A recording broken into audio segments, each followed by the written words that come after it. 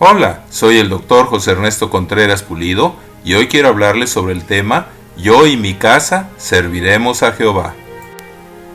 A partir del Renacimiento, la batalla entre lo que se creía por la fe y lo que se creía apoyándose en los conocimientos científicos se formalizó como una lucha que parecía no tener ninguna posibilidad de resolverse alguna vez racionalmente. El clímax se alcanzó a mediados del siglo XX, al final de la Segunda Guerra Mundial y cuando el poderío e influencia del comunismo ateo parecía imparable.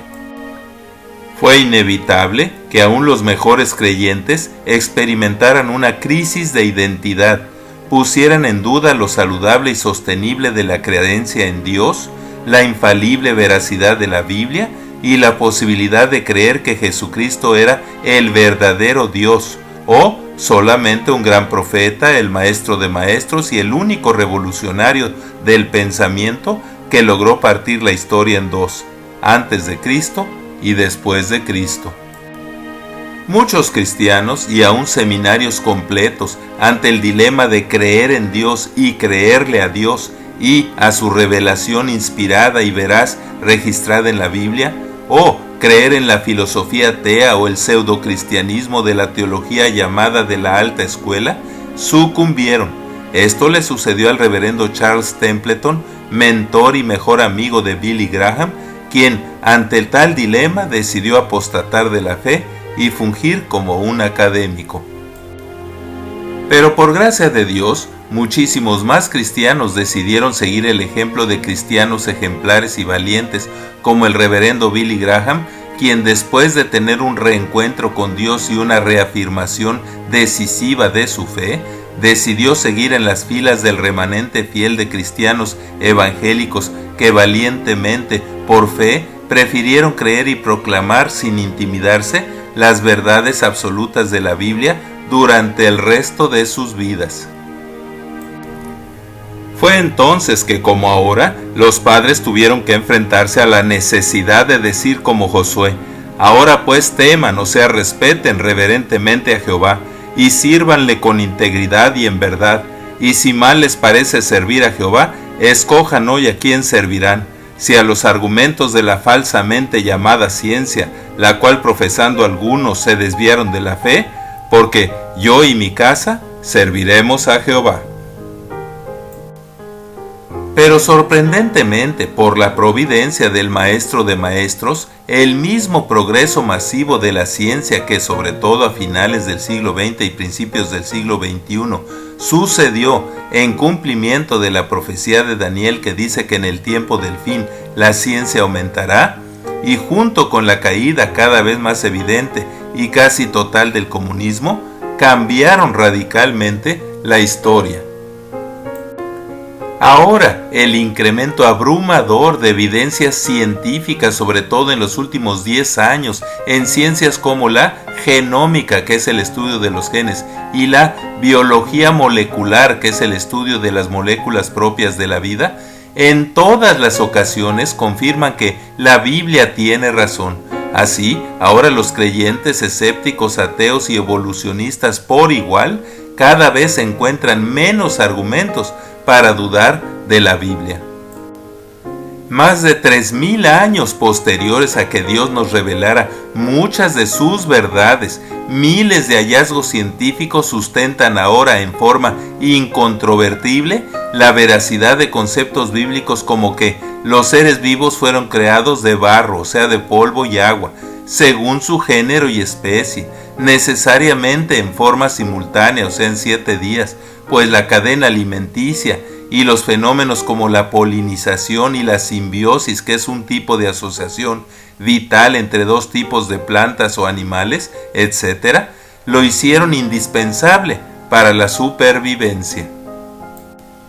Así, a partir del inicio de este tercer milenio, se ha cumplido la otra profecía de Daniel inspirada por el Espíritu Santo que dice: sea bendito el nombre de Dios de siglos en siglos, porque suyos son el poder y la sabiduría. Él da la sabiduría a los sabios y la ciencia a los entendidos. Él revela los misterios, lo profundo y lo escondido, conoce lo que está en tinieblas y con Él mora la luz.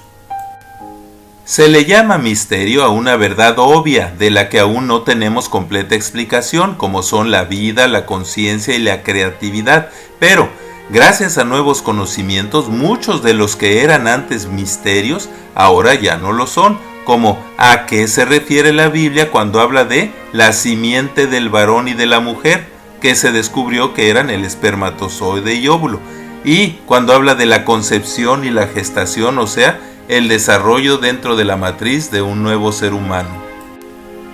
A partir de 1953 se descubrió y descifró el libro de Dios, o sea, el ADN, en donde dice la Biblia que están escritas en genes todas las cosas que son luego formadas sin faltar una de ellas, transformando gradualmente con características únicas, irrepetibles y no modificables al huevo o cigoto humano en feto recién nacido y un adulto bisexuado y con dimorfismo sexual, o sea, con individuos de dos sexos y con el cuerpo del varón diferente al de la mujer.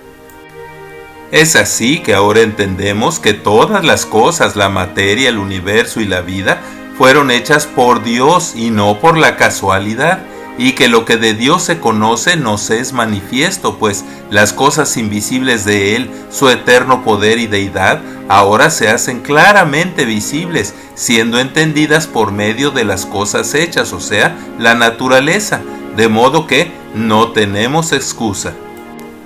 Gracias a nuevos hallazgos de astronomía, geología, paleontología, biología y otras ciencias, ahora tenemos fundamentos científicos para creer haber sido constituido el universo por la palabra de Dios, de modo que no hay duda de que lo que se ve fue hecho de lo que no se veía, o sea, la nada y las partículas subatómicas, neutrones, protones, electrones, biomoléculas, etcétera, etcétera. ¿Sabía usted que más de 3.500 años antes de que con su telescopio Galileo Galilei, que vivió en 1564 a 1642, lo confirmara, Dios le dijo a Abraham que las estrellas eran innumerables? También, miles de años antes de que lo confirmara Colón y Magallanes, la Biblia habla de que la Tierra estaba suspendida en la nada y que era un círculo o globo. También en las páginas de la Biblia se describe el ciclo del agua, la dirección de los vientos, que hay montañas y senderos o corrientes en el mar, y la existencia de los monstruos marinos y terrestres llamados desde apenas hace 50 años dinosaurios, que por huellas paralelas ahora sabemos que fueron contemporáneos de los humanos. Pablo, por inspiración del Espíritu Santo, escribió: el misterio que había estado oculto desde los siglos y edades ahora ha sido manifestado a sus santos, a quienes Dios quiso dar a conocer las riquezas de la gloria de este misterio entre los gentiles, que es Cristo en nosotros, la esperanza de gloria. Y a este anunciamos, amonestando y enseñando a todo humano en toda sabiduría, a fin de presentar perfectos en Cristo Jesús a todos. Por último, un suceso inesperado fue que los libros de ciencia cada vez con mayor frecuencia han tenido que ser revisados, corregidos, modificados y complementados de acuerdo con los nuevos conocimientos que se acumulan a razón de cientos por año. Lo fabuloso para los cristianos es que la Biblia es el único libro que sigue vigente sin haber ameritado versiones corregidas y aumentadas. Es interesante mencionar que en culturas de los 5 continentes se han encontrado múltiples versiones escritas e interesantemente parecidas, tanto de la creación como del diluvio, y aunque todas ellas están distorsionadas como consecuencia de la transmisión verbal a través de milenios, pues la escritura como la cuneiforme de los sumerios se inventó después de la Torre de Babel alrededor del 3000 a.C., todas de todos modos apoyan el relato bíblico oficial escrito en el año 1500 a.C. Así, la bendición enorme que Dios nos ha dado a las generaciones del siglo XXI es que los únicos que han sido forzados a reconsiderar lo válido de sus creencias son los que con sarcasmos, burlas y presunción tachaban a la Biblia de obsoleta, llena de inexactitudes y de mitos insostenibles científicamente, pues una vez más se confirmó que la Biblia ha sido el yunque que ha mellado todos los martillos. Así, ahora, ante las evidencias científicas actualmente disponibles, los que se ven ridículos, infantiles y con miopía científica son los que siguen en forma inverosímil creyendo en que todo apareció sin ningún control por obra y gracia de la casualidad y la evolución, pues por su complejidad y por simple ley de probabilidades se descarta que aún la más sencilla proteína o bacteria se hayan formado por azar. Ahora, muy a pesar de los evolucionistas, se ha concluido que la única teoría sustentable científicamente sobre el origen de todas las cosas no es la evolución, sino la del diseño inteligente y la creación. Todo esto hace que actualmente para los adolescentes, estudiantes y científicos cristianos sea mucho más razonable y sustentable resolver su crisis existencial a favor de la fe en Dios y la Biblia. Ahora, con la prueba de paternidad del ADN y muchas más, se comprobó que no hay parentesco, o sea, filogenia, entre el chango y el humano, ni entre una especie y otra. Por tanto, no se amedrenten por temor de ellos, ni se conturben, sino santifiquen a Dios el Señor en sus corazones y estén siempre preparados para presentar defensa con mansedumbre y reverencia ante todo el que les demande razón de la esperanza que hay en ustedes. La exhortación bíblica dice: desecha pues las cuestiones necias e insensatas de la falsamente llamada ciencia, sabiendo que engendran contiendas, porque el siervo del Señor no debe ser contencioso, sino amable para con todos, apto para enseñar, sufrido, que con mansedumbre corrija a los que se oponen, por si quizá Dios les conceda que se arrepientan para conocer la verdad y escapen del lazo del diablo. La Biblia dice: oh profundidad de las riquezas de la sabiduría y de la ciencia de Dios, cuán insondables son sus juicios e inescrutables sus caminos, porque ¿quién entendió la mente del Señor? ¿O quién fue su consejero? ¿O quién le dio a él primero para que le fuera recompensado? Porque de él y por él y para él son todas las cosas. A él sea la gloria por los siglos de los siglos. Amén. Actualmente, en vez del comunismo ateo y la teoría de la evolución, el mayor enemigo de la fe cristiana es la moralidad relativa, que mentirosamente dice que no hay valores absolutos, que todo se vale, que no pasa nada y que si la sociedad lo autoriza legalmente, ¿a ti te parece bien y gratificante?